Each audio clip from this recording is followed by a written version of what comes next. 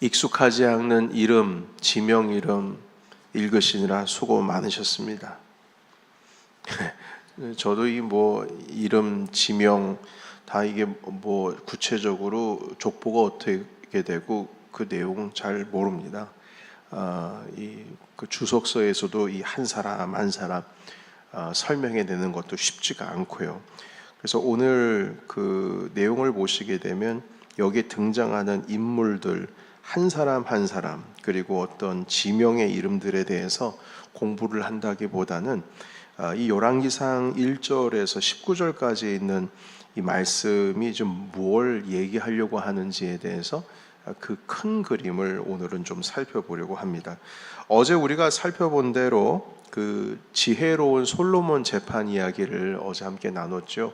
그 두 여인이 아들 하나를 두고 다 자기 아이다라고 말하는 가운데, 주장하는 가운데 하나님께서 솔로몬에게 지혜를 주셔서 그 재판을 아주 지혜롭게 공정하게 그리고 많은 사람들이 깜짝 놀라도록 재판을 하는 내용을 우리가 보게 되었습니다. 자, 그것은 바로 하나님께서 지혜를 주셨다라고 하는 것을 열왕기상 3장을 통해서 이제 보여주시는 거고요. 주님이 구한 지혜를 주셨구나. 분명히 지혜를 주셨구나. 그걸 이제 깨달아 알게 되는 것이죠. 증명한 것으로 재판 이야기를 시작했습니다.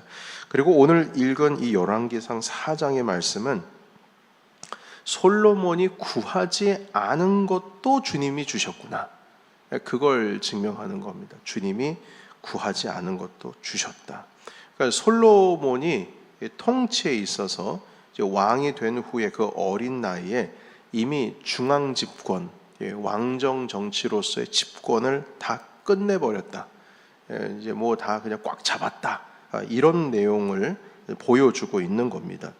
여러분 1절에 보시게 되면요. 여러분 1절 솔로몬 왕이 온 이스라엘 왕이 되었다. 여러분 이 표현 자체가 좀 이상하지 않아요? 아니 솔로몬 왕이 되면 왕이 된 거지 온 이스라엘의 왕이 되었다라고 하는 이 표현이 어떤 의미냐? 이것은 12지파를 모두 통틀어서 왕이 됐다는 뜻입니다.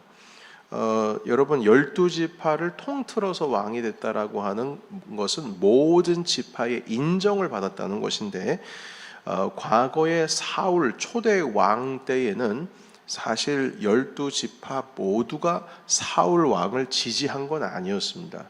적어도 유다 지파는 빠져나왔죠. 왜냐하면 유다 지파는 누구를 따릅니까? 다윗을 따르죠. 그리고 이 사울 왕도 자기 베냐민 지파와 몇몇 지파만 자기를 따랐던 것이지 전체 이스라엘 12지파를 통일시킨 건 아닙니다. 그러니까 사울 왕이 초대 왕이라고 하는 것도 말이 되는 거지만 초대 왕이라고 말하는 것이 틀릴 수도 있습니다. 왜냐하면 진짜 왕은 다윗부터 시작이 되는 것이죠. 다윗이 모든 12지파를 통합을 해버렸으니까 통일을 시켰으니까요. 그런데 이 다윗 때의 12지파를 모두 통틀어서 왕이 되었는데 이 솔로몬 때에도 그 12지파를 통일시켰다. 그것을 계속 유지시켰다. 이 의미가 되겠습니다. 그러니까 아들 때의 12지파가 인정을 하지를 않으면 그러면 또 나라가 반반 갈라질 수도 있는 것이죠. 실질적으로 솔로몬 이후에 이스라엘이 남과 북으로 갈리지 않습니까? 그 다음 세대부터요. 그러니까 이게 그 왕이 되었다라고 하는 것이 그냥 왕이 되면 끝나는 게 아니라 그 12지파를 아우러야 된다는 것이죠. 자, 그런데 아버지의 그 선왕 때부터 이어져 온 중앙 집권을 솔로몬이 마무리했다라고 하는 것을 1절을 통해서 볼 수 있는 겁니다. 온 이스라엘의 왕이 되었다. 12지파를 통일시켰다는 겁니다. 그러니까 이 하나님께서 지혜만 주신 것이 아니라 정치적으로도 아주 강력한 집권을 할 수 있도록 주님께서 구하지 아니한 지혜 외에 구하지 아니한 것도 다 주셨다라고 하는 것을 이 4장을 통해서 보여주시는 것이죠. 자, 신하들이 2절부터 등장을 하고 있는데요. 여러분 보십시오. 2절 같이 한번 읽어보겠습니다. 시작. 그의 신하들은 이러하니라. 사독의 아들 아사리아는 제사장이요. 여러분 여기서 이 사독이라고 하는 이분은 다윗 시대의 제사장입니다. 우리 여러분 4절 잠깐 보실까요? 4절에 보면 여호야다의 아들 분하야는 군사령관이요, 그리고 사독과 아비아달 제사장이 등장하죠. 이 아비아달 제사장 같은 경우에는 과거에 아도니아를 따랐던 사람이었습니다. 그래서 솔로몬, 이미 다윗 때 이제 그 솔로몬을 따르지 않았던 것으로 인해서 제사장 직무에서 이제 배제가 되는 것이죠. 그럼에도 불구하고 다윗 때부터 있었던 제사장이었기 때문에 사독과 아비아달의 이름을 넣었어요. 그런데 왜 사독의 아들 아사리아는 누구냐? 아버지가 있으면은 아버지가 대표격이 돼야지 왜 그 아들이 있을 수가 있느냐라고 하는데, 이제 사독 같은 경우에는 이제 나이가 많이 들고 이제 4위 때의 제사장이었기 때문에 기력이 많이 세워져서 그 자손이 바로 다음 대제사장을 임무를 이제 물려받았다라고 하는 것을 좀 보여주고 있습니다. 자, 그래서 3절부터는 이제 행정관들의 이름이 등장을 하는데요. 거기에 보면은 어떤 행정관이 있을까요? 4절부터 보면, 죄송합니다. 3절입니다. 엘리호렙과 아히야는 서기관이다. 행정관이란 뜻이고요. 아일룻의 아들 여호사밧은 사관이다. 그 역사를 주관하는, 역사적인 그 왕실의 어떤 기록들을 남기는 사람이라고 할 수가 있겠죠. 그리고 4절에 보면은 또 다른 이름이 등장을 하는데, 그 이름은 바로 여호야다의 아들 분하야는 뭐라고 되어 있습니까? 군사령관이죠.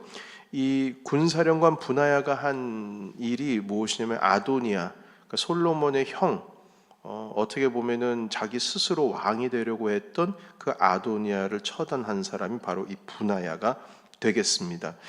자, 그래서 지금 그 솔로몬의 오른팔격인 군사령관의 이름까지 얘기를 하면서, 그리고 그 이후에 국내 대신의 이름, 그리고 노동감독관의 이름이 등장을 하는데요.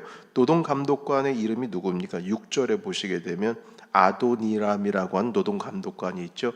당시에 솔로몬은 왕이 되고 나서 그 왕권을 강화하기 위해서 자기의 성을 또 따로 짓습니다.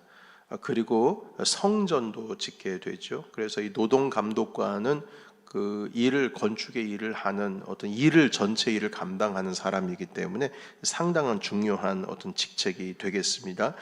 자, 그리고 7절에 보시게 되면 온 이스라엘에 12명의 지방관들을 두었다라고 하는 표현이 있습니다. 우리 같이 한번 읽겠습니다. 시작. 솔로몬이 또 온 이스라엘의 12지방 관장을 두매 그 사람들이 왕과 왕실을 위하여 양식을 공급하되 각기 1년에 한 달씩 양식을 공급하였으니. 아멘. 여러분, 12지방 관장, 이 12개의 숫자가 왜 나왔을까요? 그 이유는 12지파가 있기 때문입니다. 그러니까 12지파를 통일시켰고 그들을 중앙으로 집권을 했다라고 하는 의미가 되겠습니다. 그리고 왕과 왕실을 위하여 양식을 1년에 한 달씩 해서 12달을 공급했다는 것은 조공도 받았다라고 하는 의미가 되니까요. 온 지파 사람들이 세금도 잘 내고, 그리고 그들을 관장할 수 있는 행정 두령들도 시스템을 완벽하게 지금 갖추어 놓고 있습니다. 그래서 여러분, 이걸 모든 것을 이제 보시게 되면은 솔로몬의 통치력이 이미 중앙 집권이 끝났다는 것을 계속 반복해서 보여주시는 거예요. 그러니까 그 재판의 능력만 있는 것이 아니라, 지혜로움만 있는 것이 아니라 정치적인 집권력도 대단했고, 그리고 통치 행정에 있어서도 시스템을 완벽히 체계적으로 갖출 수 있도록 이미 정치적으로 장악을 했다. 하나님께서는 지혜만 주신 게 아니었다. 이 나라를 다스릴 수 있는 어떤 힘과 권세도 주셨다. 이것을 이제 4장을 통해서 보여주고 있습니다. 자, 이 모든 것이 원인이 어디서부터 시작됐습니까? 여러분, 이제 엊그제 함께 살펴봤을 때에 1000번째 기브온 산당에서 1000번째 하루에 그냥 한 마리씩 소 들여가지고 천일을 드린 것이 아니라 한 번에 이어져서 그냥 한 번에 그 산당 가운데 수백 개의 제단을 쌓아놓고 그곳에서 한마디로 상상을 초월하는 어떤 그런 제사법이었죠. 어느 누구도 그런 제사법에 대해서 기발한 상상력을 가질 수가 없습니다. 여러분 생각해 보세요. 지금으로 말하면 교회를 100개를 1000개를 저어가지고 동시에 예배를 드렸다는 의미인 것인데 이게 상상이나 되겠습니까? 예배 초소를 수백 개를 만들어서 동시에 1000마리를 그냥 하나님 아버지께 올려드렸다는 것이기 때문에 이건 정말 기발한 상상력입니다. 그래서 하나님께서 어라 이 솔로몬 좀 봐라. 어떻게 이런 상상력을 있지? 어떻게 이 정도로 나를 예배하기를 원하는가? 도대체 그 속마음이 뭔지를 한번 알아보자 해서 꿈속에서 나타나셨는데 하는 말이 뭐냐면 주님, 당신의 백성을 내가 다스리기에는 제가 너무 어립니다. 지혜가 부족하니 지혜를 좀 주십시오. 아니 솔로몬아, 네가 지혜 하나 구하고 싶어서 1000번째를 나에게 드렸냐? 네, 주님의 백성을 내가 감당할 수가 없습니다. 네 기도가 내 마음에 합했다. 주님께서 이 성경에 보시게 되면 그 마음이 너무 쏙 들어시는 것이죠. 당신의 마음에 합한 기도였다는 것입니다. 그래서 하나님께서 기뻐하셔서 네가 구하지 않은 것, 그래 내가 지혜 주겠다. 그런데 네가 구하지 않은 것까지 내가 다 주겠다 하시면서 주님께서 구하지 않은 것까지 모두 주시고 솔로몬은 그래서 정치력으로도 지금 굳건하게 서게 되었습니다. 자, 이건 뭐 우리가 다 아는 이야기 아닙니까? 자, 그런데 여기서 우리가 한 가지 오늘 짚고 넘어가야 할 부분 마지막으로 하나만 언급하고 정리를 하겠습니다. 그것은 무엇이냐면 각 행정관들과 신하들을 임명하고 그들을 이끌어가는 데 있어서의 그 순서를 좀 보면 좋겠어요. 여러분 2절부터 보시게 되면 그 신하들의 이름이 등장하는데 다시 한번 보겠습니다. 2절에 가장 먼저 등장하는 사람의 이름이 무엇입니까? 아사리아죠. 근데 이 사람의 직분이 뭐죠? 제사장입니다. 자, 그리고 나서 서기관, 아히야라고 하는 이름이 등장하고 그리고 역사를 감당하고 있는 사관이 등장합니다. 자, 그리고 4절에 보면은 군사령관 분하야가 등장을 하게 되는데 이 군사령관이 지금 딱 보면은 꽁지에 있어요. 그러니까 1번이 아니라 한 중간쯤에 있습니다. 중간 밑입니다. 그리고 나서 아비아달이라고 하는 제사장 사독 아비아달의 이름이 있고 그리고 나서 이제 5절에 보면은 우리 왕의 친구에 대한 이야기, 그리고 국내 대신 노동감독관의 이야기, 그리고 7절에 12지방 관장에 대한 이야기가 있는데 이 군사령관 분하야가 중간에 껴 있습니다. 그러니까 첫 번이 아니라는 거죠. 첫 번은 제사장의 이름이 등장을 하게 됩니다. 자, 그러면 이걸 보게 되면은 이 솔로몬이 제사장을 가장 이 높은 어떤 영향력을 끼칠 수 있는 신하로서 지금 임명이 된 것이구나, 이렇게 이해를 할 수가 있습니다. 이것은 신앙을 먼저 챙겼다는 뜻이고, 그리고 군대 수령은 나중에 이름을 언급할 정도로 정치가 안정적이고 평화로웠다라고 하는 것을 우리가 알 수가 있습니다. 여러분, 이게 왜 이 순서가 중요하냐? 다윗 때는 이렇게 소개를 하고 있지 않거든요. 다윗을 언급하는 신하들의 순서를 한번 살펴보고 오늘 마치겠습니다. 사무엘하로 가겠습니다. 사무엘하 바로 앞이죠. 사무엘하 8장 15절부터 말씀을 읽겠습니다. 사무엘하 8장 15절에서 18절까지의 말씀으로 읽겠습니다. 사무엘하 8장 15절에서 18절. 네, 우리 같이 읽어볼까요? 자, 시작. 다윗이 온 이스라엘을 다스려 다윗이 모든 백성에게 정의와 공의를 행할세. 수레아의 아들 요압은 군사령관이 되고 아일룻의 아들 여호사밧은 사관이 되고 아히두베의 아들 사독과 아비아달의 아들 아히멜렉은 제사장이 되고 스라야는 서기관이 되고 여호야다의 아들 분하야는 그렛 사람과 블렛 사람을 관할하고 다윗의 아들들은 대신들이 되니라. 아멘. 여러분 여기 보시게 되면 그 16절에 요압이라고 하는 우리가 잘 아는 다윗의 군 사령관이죠. 다윗 평생 한 50년 정도를 같이 활동하면서 이스라엘을 이끌었던 사령관입니다. 그러니까 이만큼 다윗은 통치에 있어서 군대가 먼저였습니다. 그러니까 군대가 먼저인 이유가 있죠. 왜냐하면 나라를 이제 12지파를 통일시키고 강성하게 하기 위해서 이 군사령관의 위치가 아주 중요했기 때문인 것입니다. 그 과정을 보여주고 있는 것인데요. 여전히 다윗 때는 전쟁을 하던 시대였다. 전쟁을. 그래서 그 바세바의 남편 우리아 같은 경우에도 전쟁 중에 죽었잖아요. 그러니까 전쟁이 아직 끊어지질 않았다. 그러니까 통치적으로 이제 안정적인 나라를 세우기 위해서 힘을 과시를 해야만 했던 시기였습니다. 그러니까 이 군사령관 요압의 이름이 가장 먼저 등장할 수밖에 없는 것이죠. 자, 그런데 이제 솔로몬 시대에는 군사가 중요한 게 아닙니다. 이제 종교입니다. 신앙입니다. 행정입니다. 그러니까 이 뜻은 솔로몬이 이미 평화를 이루고 있었고 안정의 시간을 지나가고 있었고 그리고 이 군대가 큰 힘을 발휘할 만큼 전쟁이 있지 않고 이미 나라가 강성해져서 평화로웠다라고 하는 것을 우리가 볼 수가 있습니다. 그 어린 나이에 왕정의 중앙 집권을 끝내버렸습니다. 예.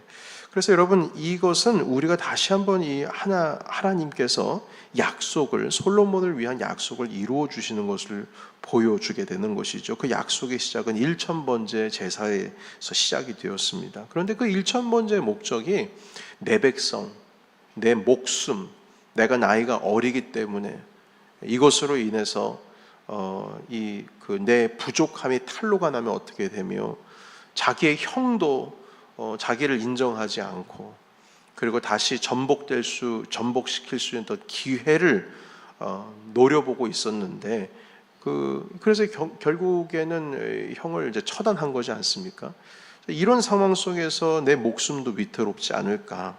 그러나 이 솔로몬은 자기를 위한 기도의 응답을 하나님 아버지 앞에 요구를 한 것이 아니라 바로 하나님의 백성을 위한 하나님의 나라를 위한 하나님의 것을 위한 기도 응답을 주님께 요청을 했다는 것이죠. 그것이 하나님의 마음에 가장 합당한 주님의 마음에 드는 그런 기도였다는 것입니다. 그래서 성경에 이것은 하나님의 마음에 들었다 이렇게 분명하게 기록을 하고 있고요. 그리고 나서 주님께서는 솔로몬이 구하지 않은 것까지 모든 것을 주셨고 그리고 그 증거로서 이 솔로몬은 지혜의 왕이었다. 그 두 여인의 아들 누구의 아들인가 재판하는 모습을 통해서 많은 백성들의 눈이 뒤집어지도록 만들어 놓고 지혜를 주셨음을 보여주는 것이죠. 그리고 오늘 열왕기상 4장의 말씀으로 이미 집권이 끝났다라고 하는 것을 보여주셨습니다. 하나님께서 모든 것을 이루어 주신 것이죠. 제사장이 제1의 신하가 되는 것을 보여줌으로 인해서 하나님이 여전히 솔로몬에게 있어서의 먼저였다라고 하는 것을 보여주고 있습니다. 여러분 오늘 이 말씀을 통해서 가장 먼저는 우리의 최우선 순위는 하나님이 되어야 함을 우리가 알게 되는 것이고요. 우리가 주님 앞에 기도를 하는 것도 나를 위한 기도가 아니라 먼저 그의 나라와 의, 하나님의 뜻과 주님의 의를 위한 기도가 이루어질 때에 결국 이 모든 것을 더해 주신다는 주님의 말씀이 오늘 다시 한번 구체적으로 이루어 주신 것을 보여주십니다. 오늘도 우리가 나의 뜻을 이루기 위한 기도하기 위해서 이 자리 가운데 있다기보다는 하나님의 뜻을 이루기 위한 기도로서 이 아침을 시작하시기를 주의 이름으로 축원합니다. 그때에 주님께서 이 모든 것을 더해 주시고 이전보다 여러분들을 강성하게 하시고 그리고 날마다의 삶 가운데에서 이기는 삶을 우리에게 허락해 주실 줄을 믿습니다. 네, 우리 함께 음악에 맞춰서 함께 기도할 때에 주님